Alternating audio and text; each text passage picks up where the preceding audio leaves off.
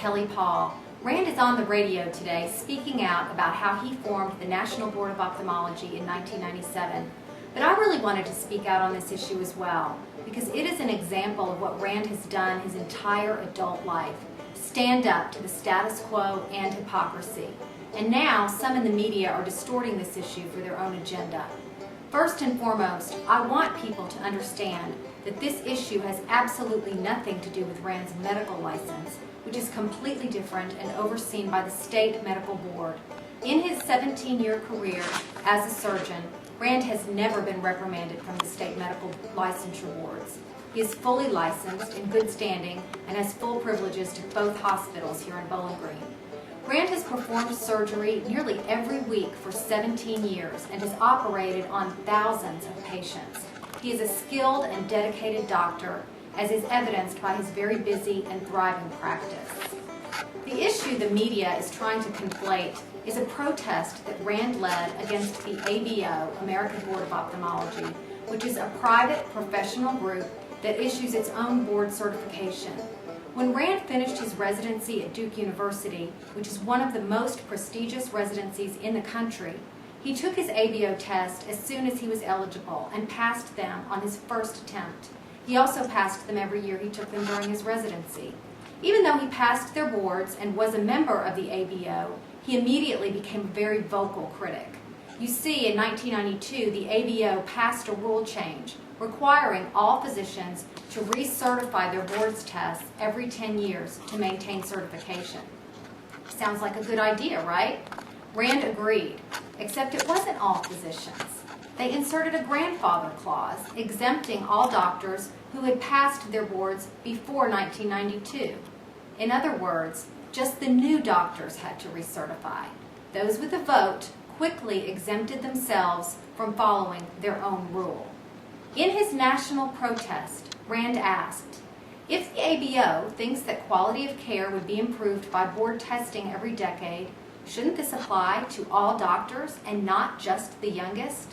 In fact, most would argue that the older ophthalmologists need recertification even more since they are more distant from their training. This was the kind of hypocritical power play that Rand despises and has always fought against.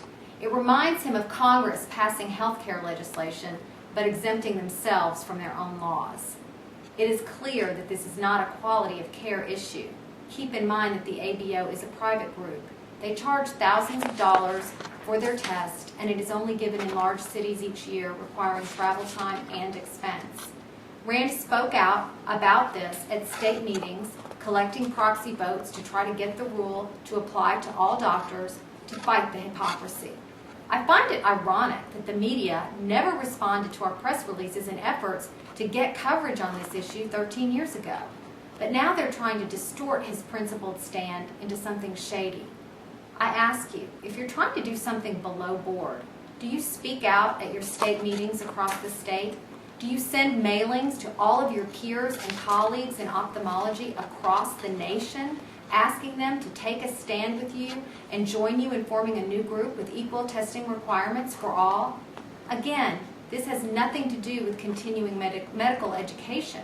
Continuing education is required every year by the state medical boards for all doctors, which Rand completely supports and complies with. Since many in the media seem to have a hard time understanding this, I'm going to pose a very simple, straightforward question to them. Today there are ophthalmologists practicing who took their ABO boards once in 1969, and they are considered fully board certified. An ophthalmologist who passed his in the year 2000 but did not recertify this year is not. Does this sound like a rule that is designed to further quality of patient care? This is the principle that Rand was fighting for. This is the stand he was willing to take in forming the National Board of Ophthalmology. But you don't ever write about the principle he was fighting for. I ask you in the media to show some journalistic integrity and answer that question. Rand is a man who will stand up and fight hypocrisy wherever he sees it. Talking about change is easy. Real change, taking on the establishment, is hard and always invites criticism from those who are threatened. That's why so few people in government actually do anything. Rand always fights for principles that he believes in, and that's why he's running to become our next U.S. Senator.